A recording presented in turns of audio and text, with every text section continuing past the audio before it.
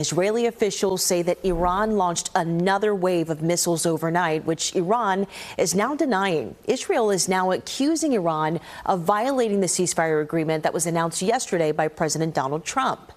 Trevor Sohaki has been monitoring this conflict for us all morning long. And Trevor, if this is true, then the ceasefire appears to have only lasted just a few hours, and this could end up really bad. It really could, Carmen. And this ceasefire lasted less than a few hours, actually.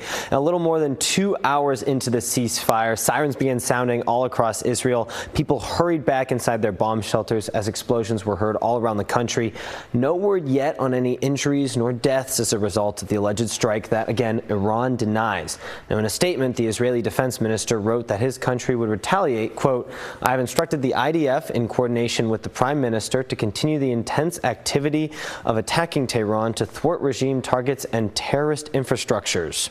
Now, the defense minister says the Israeli military would target paramilitary and government targets in Tehran, but there is no immediate report of an attack there. Iran's state-run news agency says the country denies launching missiles after the ceasefire took effect. This comes as Israel and Iran launched a barrage of strikes against each other right around the time the ceasefire was supposed to start. In comments to reporters at the White House, President Trump said both Iran and Israel violated the ceasefire agreement.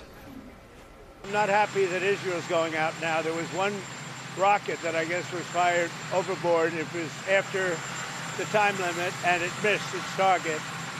And now Israel's going out. These guys got to calm down. President Trump also posted to social media warning Israel against dropping bombs. And today, Congress is set to receive a classified briefing from the White House about the current situation.